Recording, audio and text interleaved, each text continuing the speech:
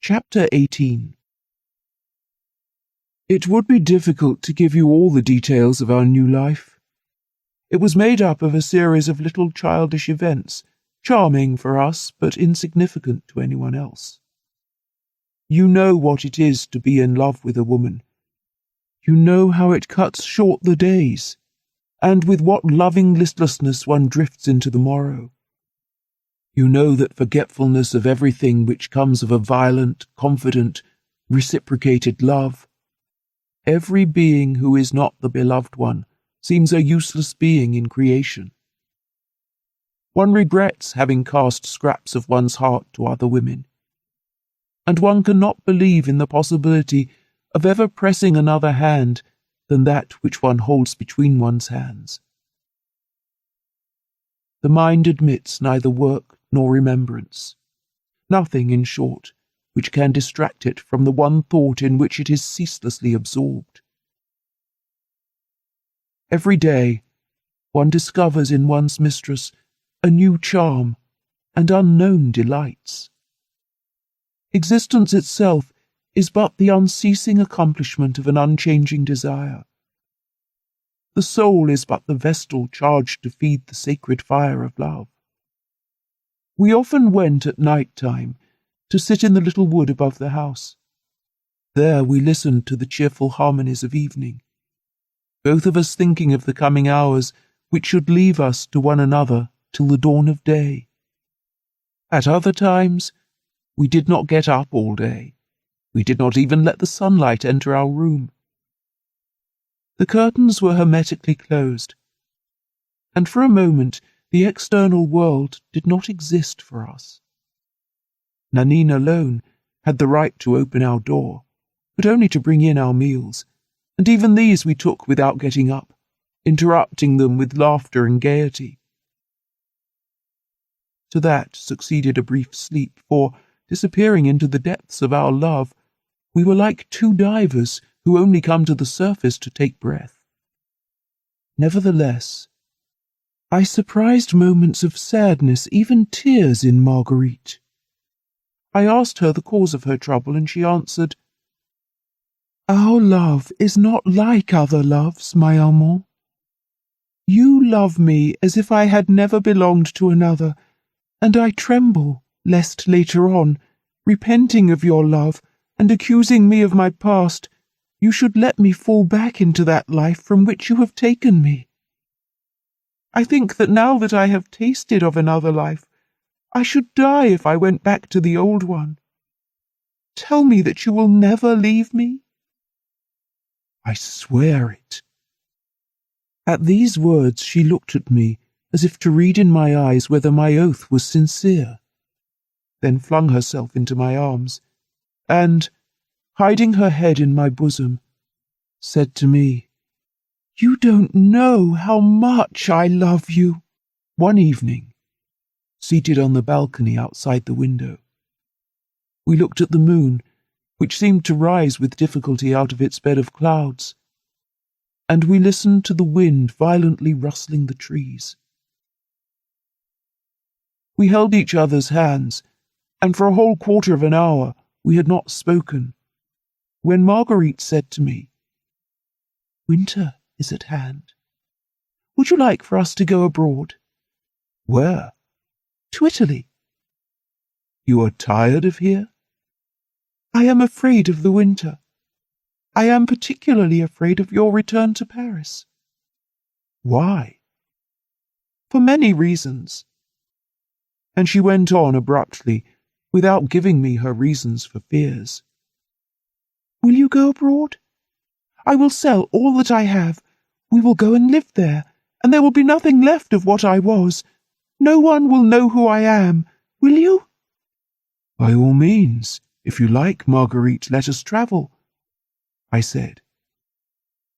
"But where is the necessity of selling things which you will be glad of when we return? I have not a large enough fortune to accept such a sacrifice, but I have enough for us to be able to travel splendidly for 5 or 6 months, if that will amuse you the least in the world." "After all, no," she said. leaving the window and going to sit down on the sofa at the other end of the room. Why should we spend money abroad?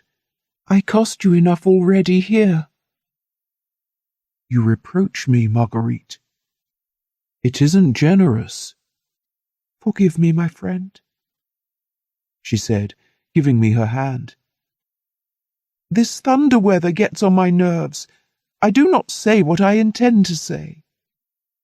And after embracing me, she fell into a long reverie. Scenes of this kind often took place, and though I could not discover their cause, I could not fail to see in Marguerite signs of disquietude in regard to the future. She could not doubt my love, which increased day by day, and yet I often found her sad, without being able to get any explanation of the reason, except some physical cause. Fearing that so monotonous a life was beginning to weary her, I proposed returning to Paris. But she always refused, assuring me that she could not be so happy anywhere as in the country. Prudence now came but rarely, but she often wrote letters which I never asked to see, though every time that they came, they seemed to preoccupy Marguerite deeply. I did not know what to think. One day Marguerite was in her room. I entered. She was writing. To whom are you writing? I asked. To Prudence. Do you want to see what I am writing? I had a horror of anything that might look like suspicion, and I answered that I had no desire to know what she was writing. And yet I was certain that letter would have explained to me the cause of her sadness. Next day the weather was splendid. Marguerite proposed to me to take the boat and go as far as the island of Croissy. She seemed very cheerful. When we got back, it was 5 o'clock. Madame Duvernoy has been here, said Nanine as she saw us enter. She has gone again? Asked Marguerite. Yes, madame, in the carriage. She said it was arranged. Quite right, said Marguerite sharply. Serve the dinner. 2 days afterward, there came a letter from Prudence, and for a fortnight Marguerite seemed to have got rid of her mysterious gloom, for which she constantly asked my forgiveness, now that it no longer existed. Still, the carriage did not return. How is it that Prudence does not send back your carriage? I asked one day. One of the horses is ill, and there are some repairs to be done.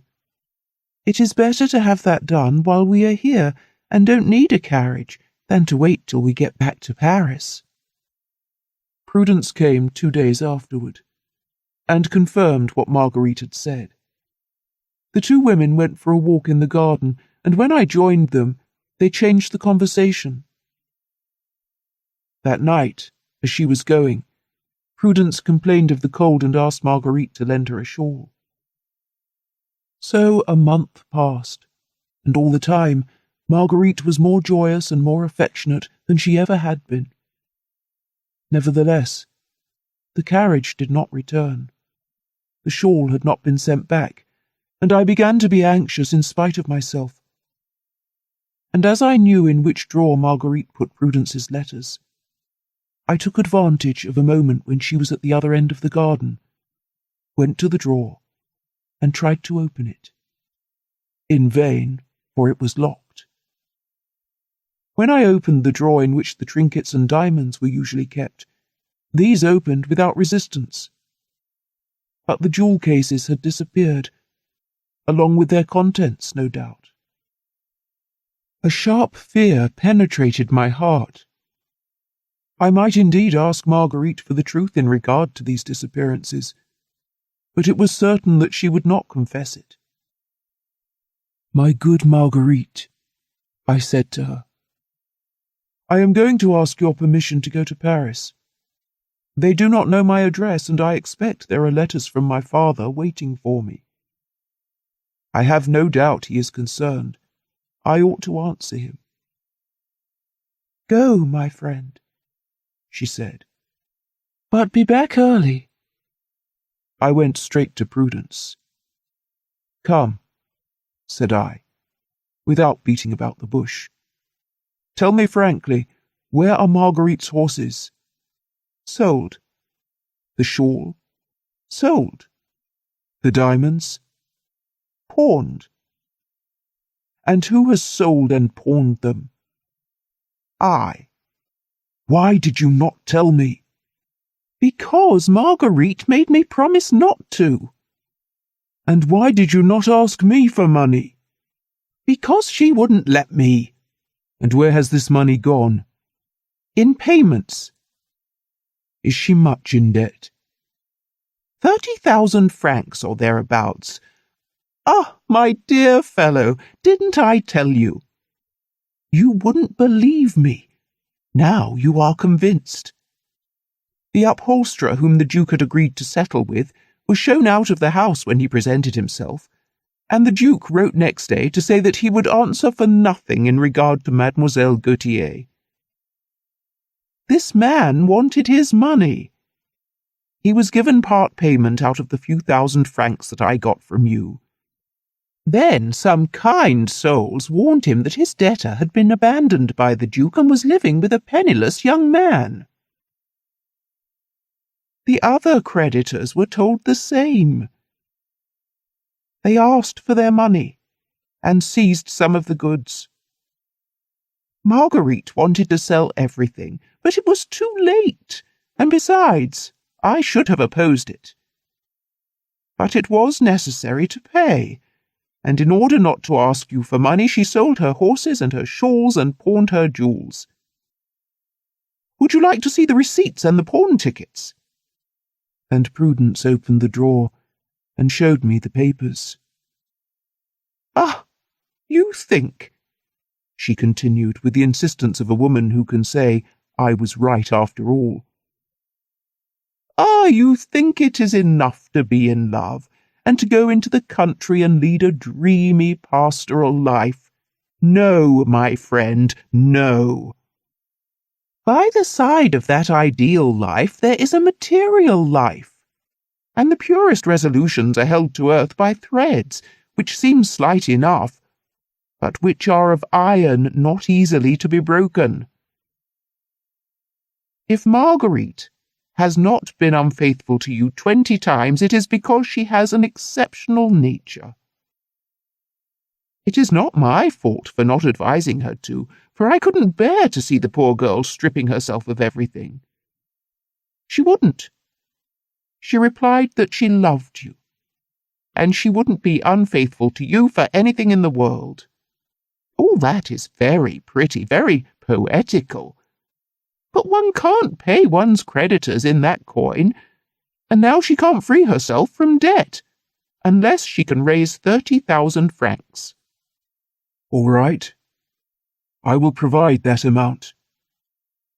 You will borrow it? Good heavens, why, yes. A fine thing that will be to do. You will fall out with your father, cripple your resources, and one doesn't find 30,000 francs from one day to another. Believe me, my dear Armand, I know women better than you do. Do not commit this folly. You will be sorry for it one day. Be reasonable. I don't advise you to leave Marguerite, but live with her as you did at the beginning. Let her find the means to get out of this difficulty. The Duke will come back in a little while. The Comte de N, if she would take him, he told me yesterday even, would pay all her debts and give her 4,000 or 5,000 francs a month. He has 200,000 francs a year. It would be a position for her, while you will certainly be obliged to leave her. Don't wait till you are ruined, especially as the Comte de N is a fool, and nothing would prevent your still being Marguerite's lover. She would cry a little at the beginning, but she would come to accustom herself to it, and you would thank me one day for what you had done. Imagine that Marguerite is married, and deceive the husband. That is all. I have already told you all this once, only at that time it was merely advice. And now it is almost a necessity. What Prudence said was cruelly true. This is how it is, she went on, putting away the papers she had just shown me. Women like Marguerite always foresee that someone will love them, never that they will love. Otherwise they would put aside money, and at 30 they could afford the luxury of having a lover for nothing. If I had only known once what I know now. In short, say nothing to Marguerite, and bring her back to Paris. You have lived with her alone for 4 or 5 months. That is quite enough. Shut your eyes now. That is all that anyone asks of you. At the end of a fortnight, she will take the Comte de N, and she will save up during the winter, and next summer you will begin over again. That is how things are done, my dear fellow. And Prudence appeared to be enchanted with her advice, which I refused indignantly. Not only my love and my dignity would not let me act thus, but I was certain that, feeling as she did now, Marguerite would die rather than accept another lover. Enough joking, I said to Prudence. Tell me exactly how much Marguerite is in need of. I have told you, 30,000 francs. And when does she require this sum? Before the end of 2 months. She shall have it. Prudence shrugged her shoulders. I will give it to you, I continued, but you must swear to me that you will not tell Marguerite that I have given it to you. Don't be afraid. And if she sends you anything else to sell or pawn, let me know. There is no danger. She has nothing left. I went straight to my own house to see if there were any letters from my father. There were 4.